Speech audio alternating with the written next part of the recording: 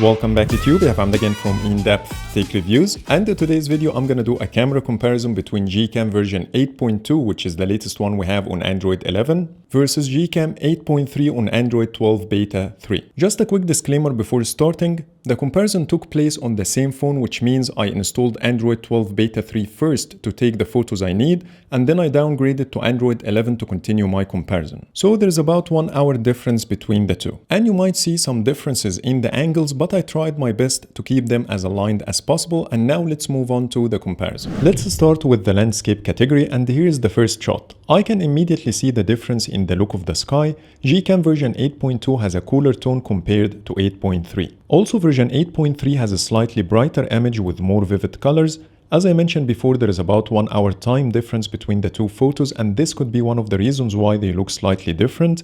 But after using Android 12 Beta 3 for a while, I noticed that my photos don't look the same. So I'm confident that they process the images differently even if they are under the same exact conditions. And when I checked the metadata of the photos, I found that version 8.3 is using a higher HDR Plus version as shown now on the screen, and this is a more solid reason why they look different. Let's go back to the shot and zoom in further to see the differences in details and noise. From what I see, version 8.3 produced a cleaner and more detailed image overall.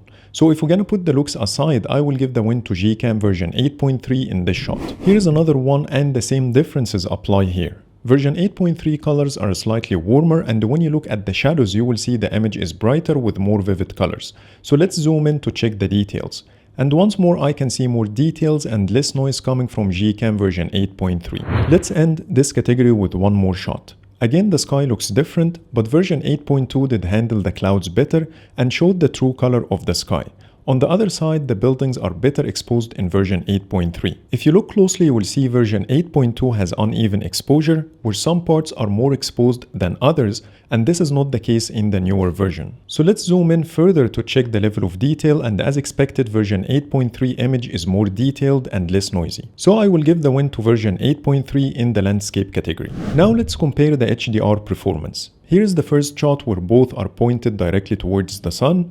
I see version 8.2 was a tad better in handling the sun, but version 8.3 was better in exposing the building, and it becomes more obvious when I zoom in.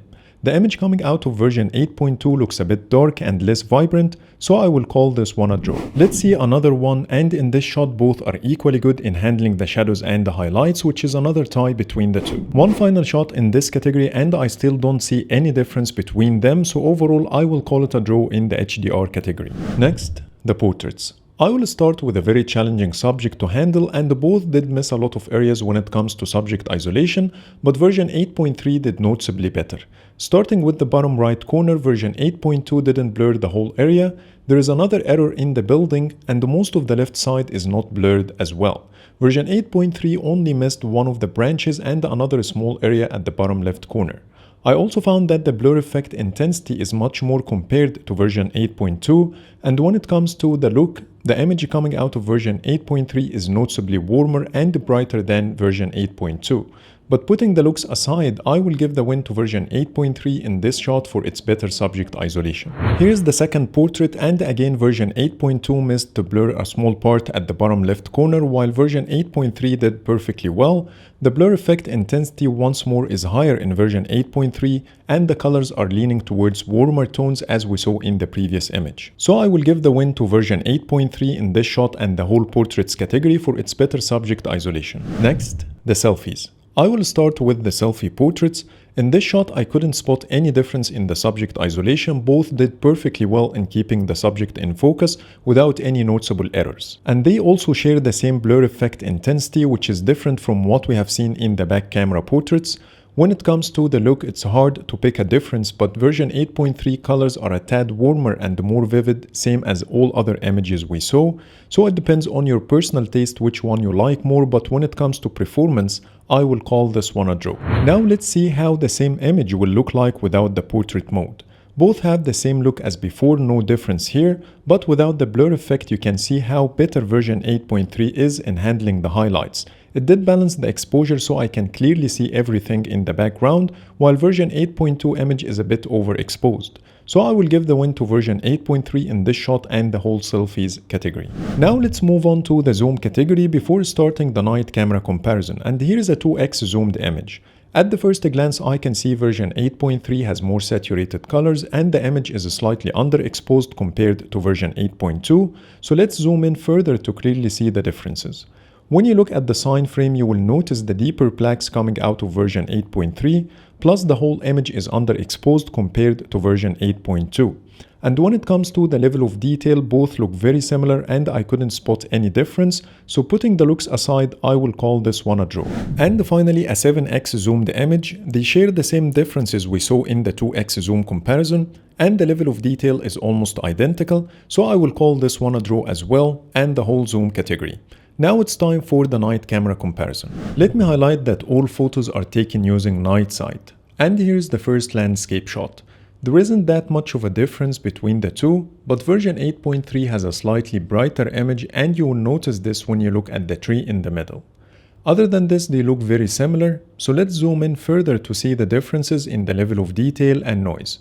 Both look almost identical, but version 8.3 is slightly better in smoothing out the edges of the building, so I will give the win to version 8.3, but the difference is very minor. Let's see one more shot, and once more version 8.3 image is brighter, and this is the only difference I see in the look. So let's zoom in to check the details.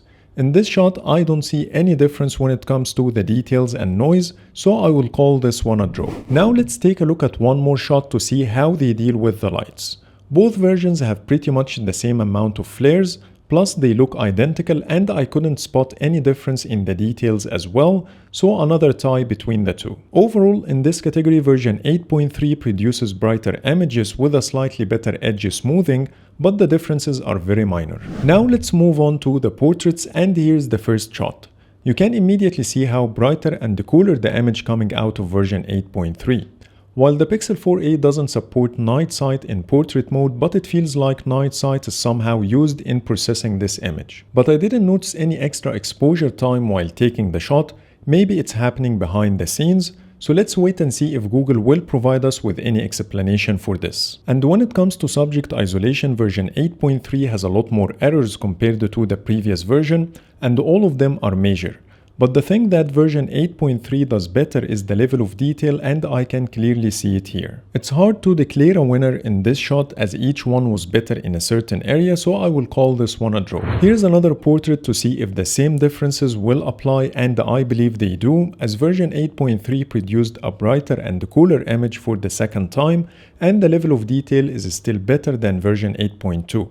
So I believe Google is changing the way portraits are processed at night with this new version on Android 12. Finally, the subject isolation in this shot is very close and both showed minor issues here and there, so I will give the win to version 8.3 for the better details. Next, the selfies. Here's the first shot, and now the image coming out of GCam version 8.2 is brighter than version 8.3, which is exactly the opposite to what we have seen with the back camera. But my skin tone and the colors look more accurate on version 8.3. And when it comes to the level of detail and noise, both look almost the same, so you are the judge which one you like more. I personally prefer the brighter image coming out of version 8.2. Now let's try the selfie portrait under the same lighting condition. And once more, version 8.2 produced a brighter image, but the one coming out of version 8.3 was too dark, which makes it unusable, even though the subject isolation was better, as version 8.2 missed to blur the part close to my head, but I will still give the win to version 8.2 as I can see more in the shot.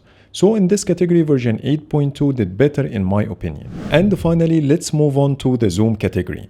Here's a 2x zoomed image and both look identical to me, so let's zoom in straight away to see the difference in the details. The image coming out of version 8.3 has more noise compared to the previous version, so I will give the win to version 8.2. And here's the 7x zoom comparison. This time version 8.3 produced less noise, so it seems like we are not getting a consistent zoom performance in the night shots. But anyways, I will call it a draw between the two in the zoom category as each one was better in one shot. So now let's sum up everything. Most of the improvements we have seen in GCam version 8.3 are in the morning shots, while the night camera comparison only showed some improvements in the portraits using the back camera. I'm excited to see how things will improve in the future builds of Android 12, and I will do my best to keep you updated if I spotted any new changes. So I hope you like my video, and if you do, please hit the thumbs up and subscribe for more videos. Thank you for watching.